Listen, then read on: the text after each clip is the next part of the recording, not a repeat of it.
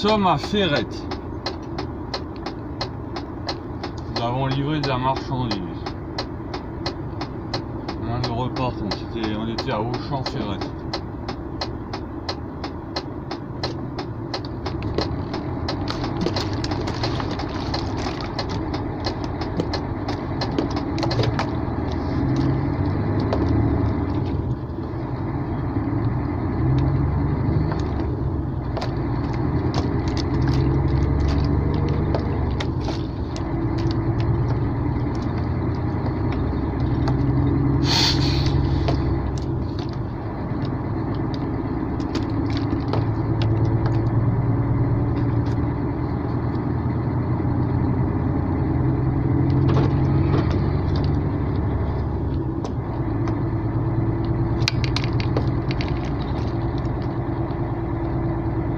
Donc on est le 20 mars 2020, il est 8h24, le château du nous sommes à côté du château du Landscron.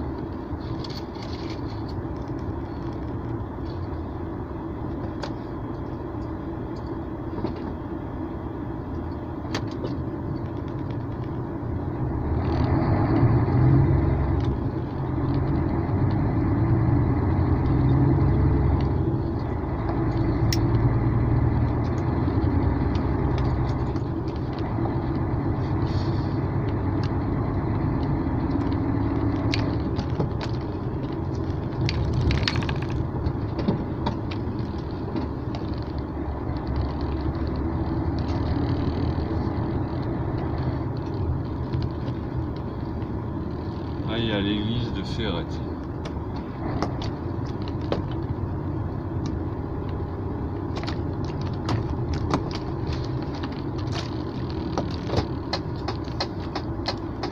Voilà, Saint-Louis-Basel.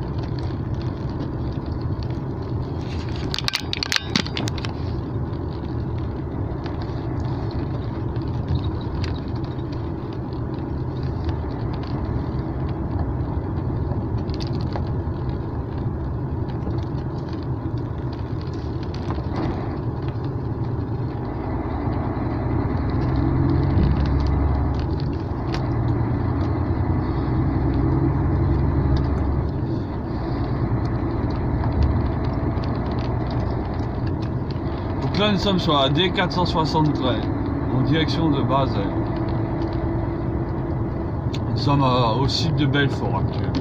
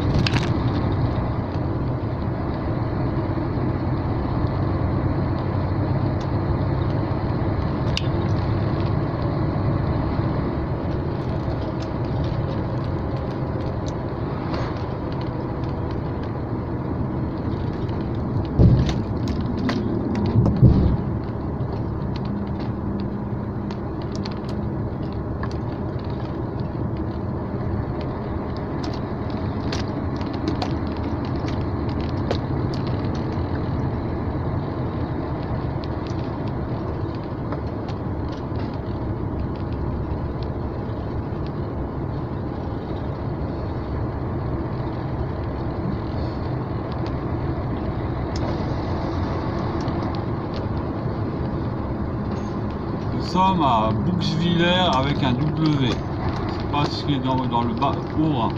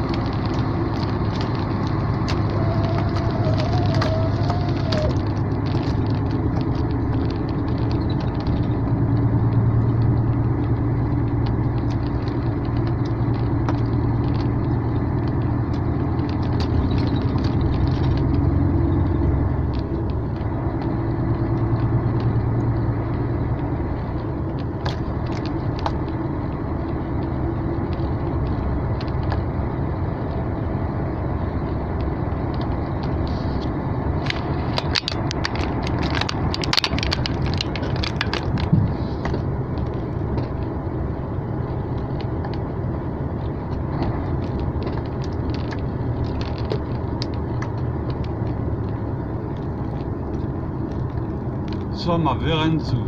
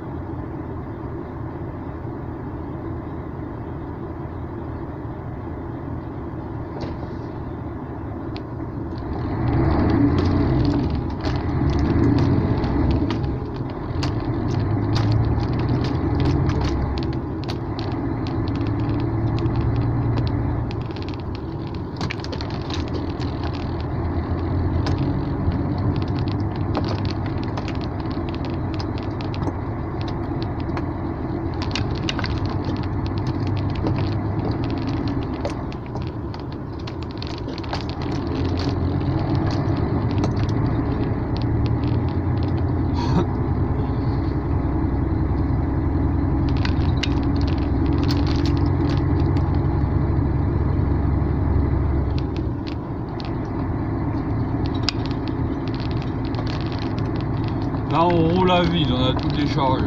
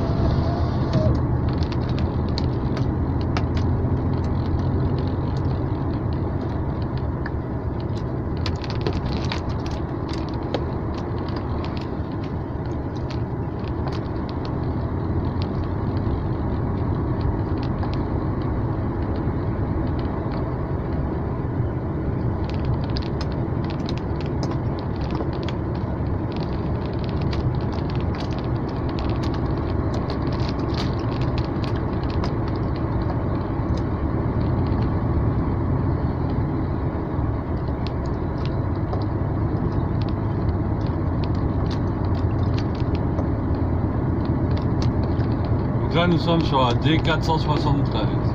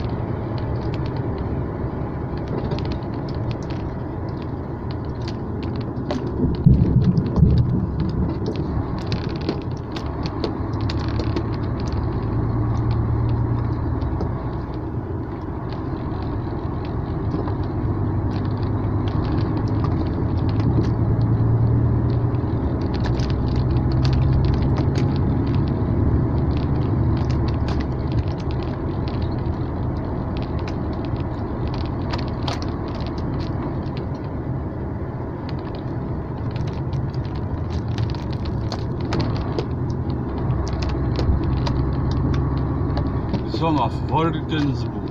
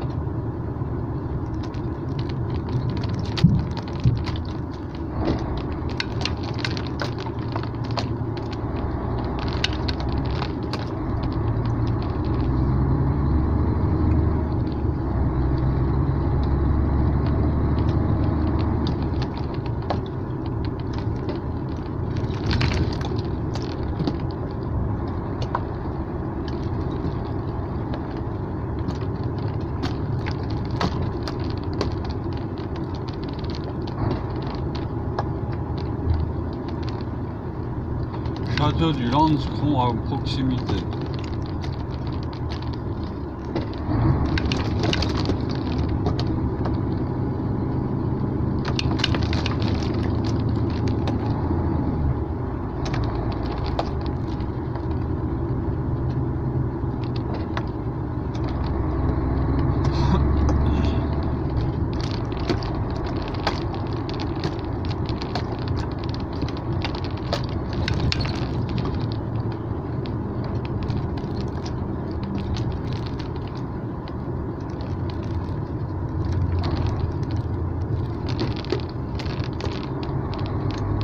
Donc c'est l'époque du coronavirus, hein, on est le 20 mars 2020, donc il n'y a pas un chat, tout le monde est confiné chez soi.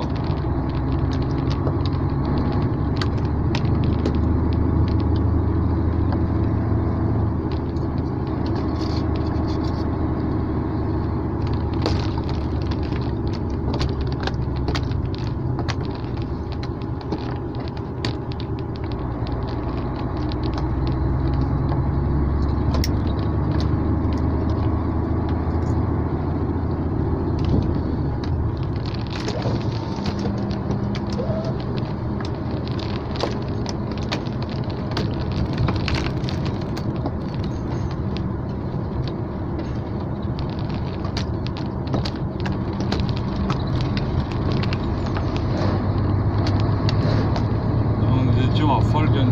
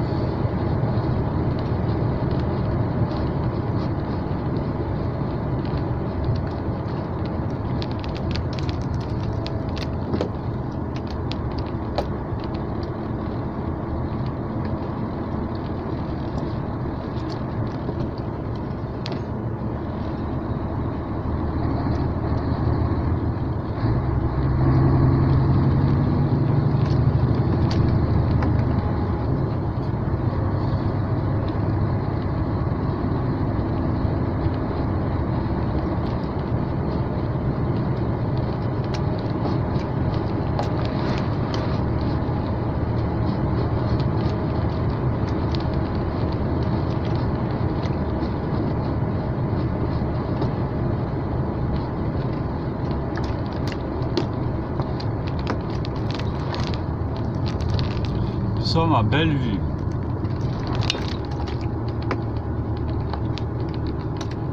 À droite, il y a Ventville et Buville.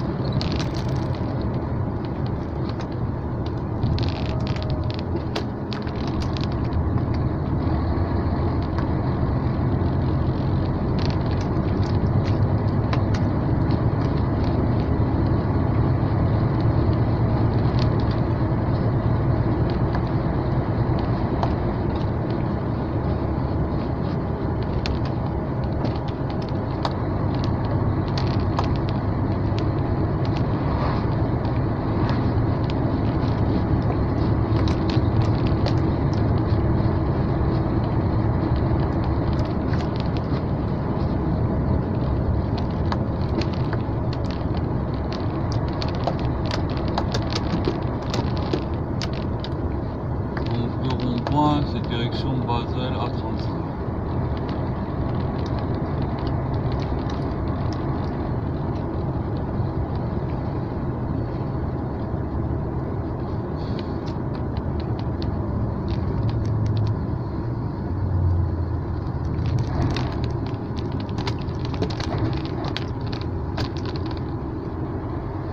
À droite, il y a E5 et Bloc 5. Maintenant, nous sommes sur la D105. Direction A35 Saint-Louis.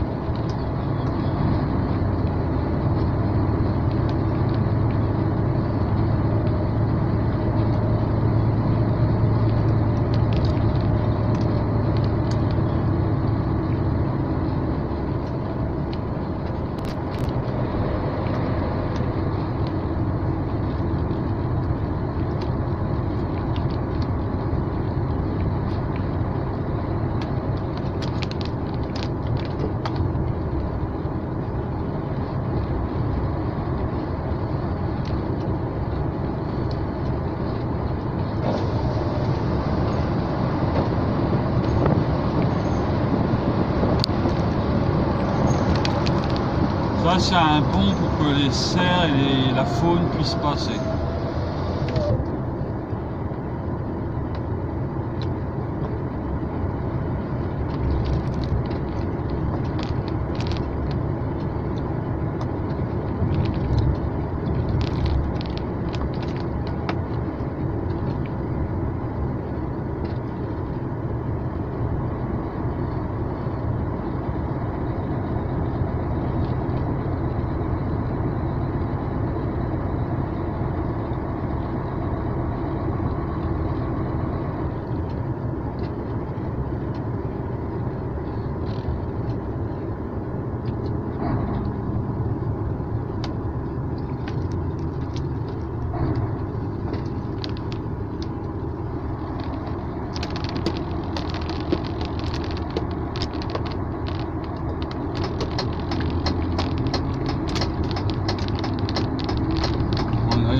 pas à côté de Euro Airport, l'aéroport de Val-Mulhouse.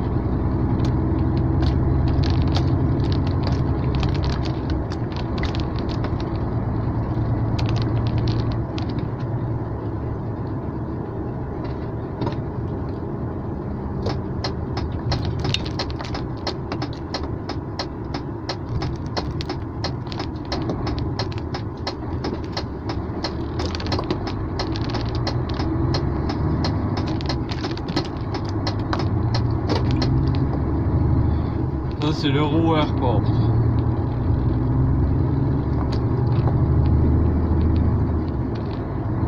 Je crois, du moins. Ouais, je crois.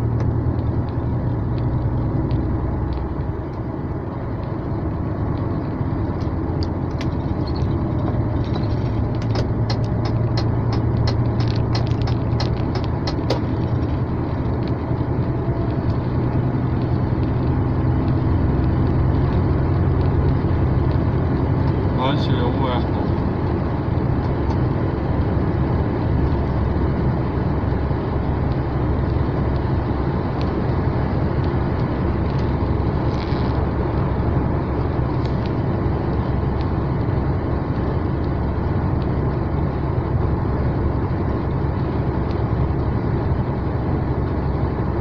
Sortie 36. Nous on est rentré par l'entrée 37.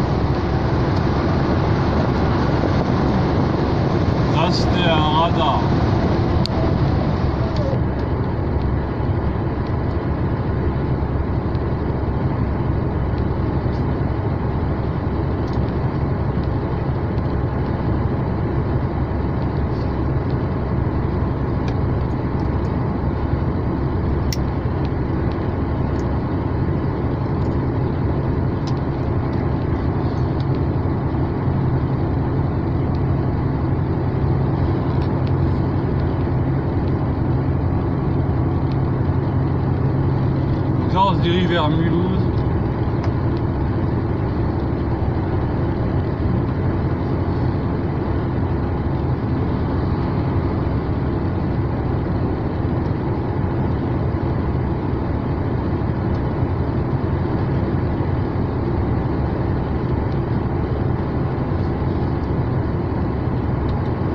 En train de tourner aussi au bras de fer entre Pékin et Washington. Donald Trump met de plus en plus fortement en cause le régime chinois. Il l'accuse même d'avoir trop tardé à donner des nouvelles de cette épidémie. Le monde paye le prix fort, dit aujourd'hui le président américain. Est-ce qu'effectivement les Chinois ont trop tardé à réagir ?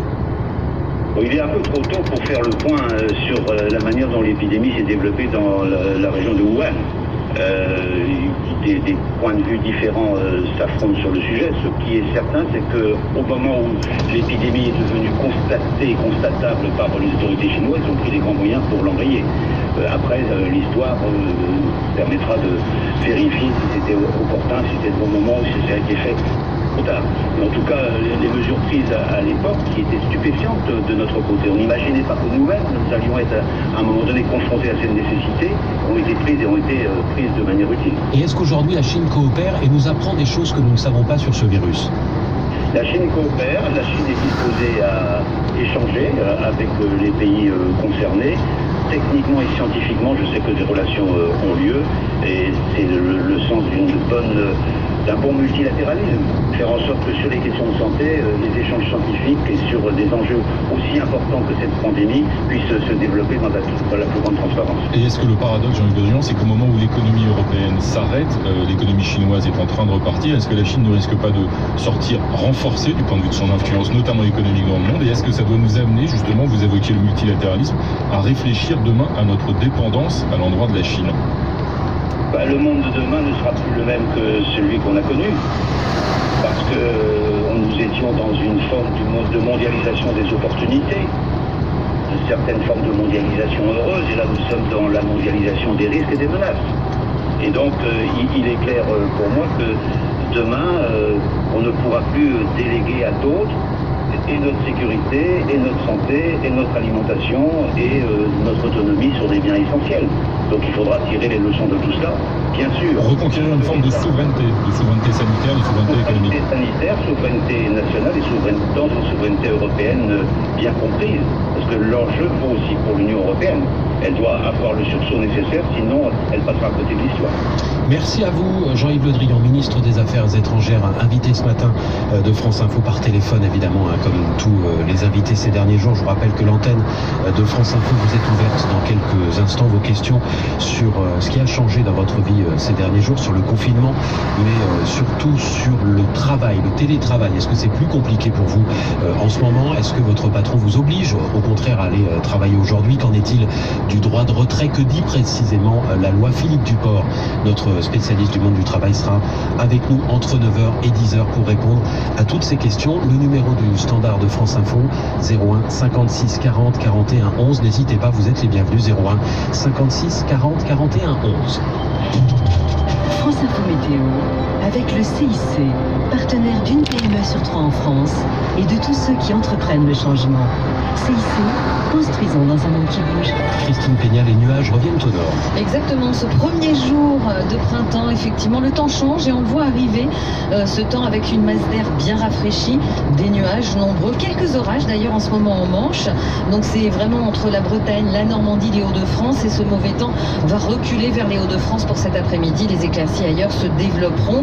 En région parisienne, on est vraiment le nord de l'Île-de-France qui est impacté par quelques pluies localement d'ailleurs qui peuvent se produire cet après-midi, des éclaircies et un temps qui redevient sec, mais des températures qui vont franchement baisser. Un petit 9 à Cherbourg, seulement 10 à Lille, il fera 17 à Paris, à Nancy, à 20 du côté de Rennes où vous aurez de belles éclaircies cet après-midi. Plus vous allez au sud et plus le soleil reste présent avec également de la chaleur puisqu'on aura jusqu'à 22 du côté de Lyon. France Info 9h.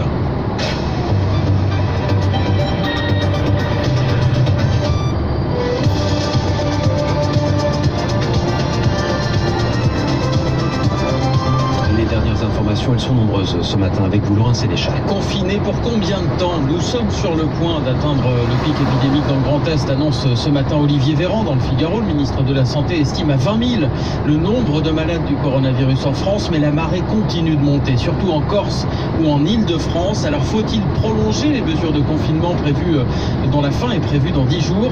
Probablement, dit ce matin le gouvernement. C'est aussi l'avis du professeur Yazdan Pana sur France Info, membre du comité scientifique qui conseille Emmanuel Macron. Je pense que ce confinement ne va pas s'arrêter en France dans 10 jours. Je pense que ça va être plus long. Alors je ne peux pas vous dire exactement combien de temps. Ça dépendra un peu de la courbe de l'épidémie, du nombre de nouveaux cas qu'on va voir. Mais on peut penser, on peut être sûr que c'est plus que 15 jours. Ça sera autour de 6 semaines, voire plus. Ça va durer 6 semaines au moins, dit Yazdan Pana, qui conseille donc le président, mais c'est bien à Emmanuel Macron de trancher. Le président qui réunit un conseil de défense ce matin. Il estime toujours trop important le nombre de Français dehors, malgré les 135 € d'amende que vous risquez si vous n'avez pas une bonne raison et surtout votre justificatif. Certains préfets prennent déjà des mesures. Plages interdites presque partout en France, balades en forêt proscrites dans 4 départements d'Île-de-France. Les Français de l'étranger qui le souhaitent peuvent rentrer, c'est une promesse faite par Emmanuel Macron lundi soir. Ils sont 130 000, précise ce matin sur France Info Jean-Yves Le Drian, le ministre des Affaires étrangères. Le principe de base, c'est que les 130 000, nous voulons les faire rentrer sur le territoire national. Ils le souhaitent et ils ont raison de le souhaiter. Nous leur demandons simplement du sang-froid, de la patience, mais chaque citoyen français en déplacement à l'étranger doit pouvoir revenir. Nous avons mis en place un dispositif avec Air France, avec le ministère des Transports, pour faire en sorte que chacun puisse revenir chez soi et ils peuvent se renseigner directement auprès de l'agence Air France la plus proche, avec une vigilance particulière pour que les prix des billets soient régulés. Alors il y a des cas, je pense en particulier aux Philippines, je pense aussi aux Canaries, je pense à Madère, je pense à la République dominicaine, où nous faisons des efforts particuliers, où il faudra sans doute des dispositions spécifiques, soit par le biais de l'ambassade, soit directement par le biais des compagnies aériennes concernées. Et Jean-Yves Le Drian qui annonce aussi sur France Info, notre pays est en discussion avec la Chine pour acheter plus de masques chirurgicaux. Et ce matin, son collègue de la Santé, Olivier Véran, dénonce les gouvernements passés qui ont choisi à partir de la présidence Sarkozy en 2011 de laisser se vider le stock stratégique d'1 milliard de masques pensant à l'époque que la production mondiale serait suffisante. Aujourd'hui, avec les réquisitions, la France produit 6 millions de masques par semaine. Le Parlement est là pour aider le gouvernement, disait hier sur France Info Bruno Retailleau, chef de file de la majorité de droite au Sénat, et qui vote à son tour l'état d'urgence sanitaire. Les sénateurs ont siégé dans la nuit pour donner pouvoir au gouvernement de légiférer par ordonnance. Hier, l'Assemblée a validé à l'unanimité le budget rectifié par l'exécutif. Il prévoit une récession et une explosion du déficit de la France. Le coronavirus provoque un coup d'arrêt puissant, massif, brutal de l'économie, déclare Édouard Philippe, le Premier ministre. Le Parlement acte aussi le renvoi du second tour des municipales à l'été. Édouard Philippe annonce enfin le report de l'installation des conseils municipaux élus dès ce dimanche. 30 000 en France qui devaient se réunir d'ici la fin de la semaine malgré le coronavirus. Une enveloppe de 5 milliards d'euros pour la recherche sur 10 ans, annonce hier d'Emmanuel Macron, le président depuis l'Institut Pasteur à Paris, mobilisé pour trouver un vaccin au coronavirus. Ce vaccin, il sera opérationnel dans 1 an et demi seulement, affirme l'industrie pharmaceutique qui promet de le rendre accessible à tout le monde. À l'étranger, le triste record de l'Italie qui dépasse maintenant la Chine en nombre de victimes, 3400 morts dans le pays. Aux États-Unis, la Californie, premier État américain, a confiné à son tour la population sur le modèle français, 40 millions d'habitants. Sans surprise, le festival de Cannes reporté, il devait se tenir en mai. Et puis Netflix réduit un tout petit peu la qualité d'image. Le géant américain du streaming abaisse en fait ses débits en Europe pour 30 jours. Le but est d'alléger la pression sur Internet puisque nous sommes tous en ligne à cause du confinement. Cette mesure est saluée par la Commission européenne qui salue là un grand sens des responsabilités. Oui, nous sommes tous en ligne, pas tous, devant Netflix, heureusement. Oh, il y a aussi ne mentez pas, la radio, Laurent Sénéchal. Merci à vous. Comment votre radio et toutes les chaînes du groupe Radio France s'organisent-elles pour continuer à vous informer dans ces conditions très particulières, et comment garder ce lien avec vous plus indispensable que jamais, avec vous qui nous écoutez? C'est la présidente de Radio France qui est maintenant en ligne sur France Info. Bonjour Sybille Veil. Bonjour, cher Marc Fauvel. Et comme tous nos invités, vous êtes à distance, désormais au téléphone. Le nombre de chroniqueurs, de présentateurs présents ici à la Maison de Radio France à Paris a été réduit ces derniers jours au strict minimum pour éviter les contagions. Nos reporters sur le terrain ont également reçu des consignes de prudence et des kits de désinfection. Mais la radio doit continuer, j'ai envie de dire, quoi qu'il en coûte, ou en tout cas, coûte que coûte. Alors depuis la semaine dernière, je pense que comme tous les Français, toutes les entreprises, on a compris que cette crise allait durer. Donc on a essayé de prendre des décisions très rapides, d'anticiper beaucoup, parce que notre objectif, c'est évidemment d'accompagner dans la durée les Français dans cette crise. On sait qu'il y a un besoin très important d'information, et c'est pas aux éditeurs de France Info que je vais la prendre.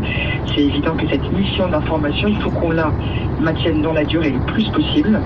L'engagement des équipes a été d'ailleurs extraordinaire pour faire évoluer l'ensemble de nos programmes et concentrer les équipes qui sont présentes en direct sur l'information, sur l'interactivité, en faisant évoluer très fortement nos offres sur l'ensemble des chaînes du groupe Radio France. Ça signifie des choses très concrètes pour les auditeurs, nos amis de France Culture notamment, ou de France Musique, qui n'ont plus leurs journalistes habituels à l'antenne. Les programmes de France Culture pour l'information ont basculé sur ceux de France Inter. Sur les 7 antennes de notre groupe, Sybille Veil, seules 3 aujourd'hui continuent de diffuser de l'information en direct. C'est France Info, bien sûr, c'est France Bleu aussi, tout le réseau des locales, et c'est donc France Inter. Il n'y avait pas d'autre choix que de mettre les forces en commun.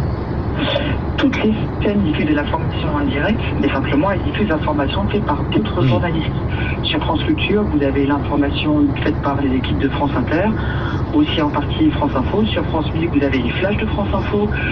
Sur Move, il y a également des flashs d'information. Donc toutes nos antennes, à l'exception de FIP qui est 100% musicale, diffusent bien de l'information pour les Français.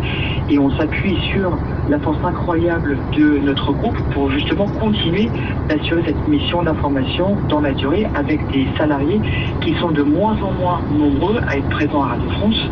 Vous savez par exemple pour la matinale que vous animez, on a divisé progressivement par presque 4 le nombre de salariés présents et on va continuer puisque c'est ce qui permet de vous protéger et de vous permettre d'assurer vos missions dans la durée. L'information est évidemment primordiale en ce moment. L'autre choix qui a été fait, et ici même, c'est de mémoire, je crois, la première fois, en tout cas dans la matinale de France Info, c'est de donner très largement la parole aux auditrices et aux auditeurs. Alors c'est très important que les Français se chantent chez eux sur nos chaînes, donc de laisser de la place à l'interactivité à un moment où ils sont confinés, souvent séparés de leurs proches, donc ça permet de créer du lien et c'est l'une de nos missions importantes. Ça permet aussi d'entendre l'expression de messages de solidarité qui sont absolument merveilleux sur les différentes chaînes.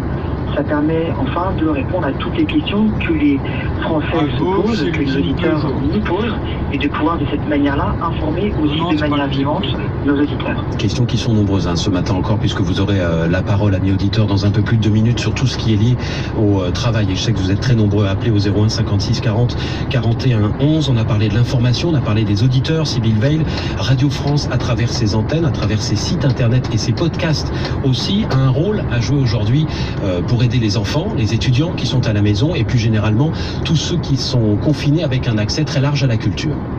Alors on veut évidemment accompagner les familles avec enfants qui sont confinés à domicile et leur offrir une alternative aux écrans avec des programmes qui leur permettent à la fois de se divertir intelligemment mais aussi de réviser.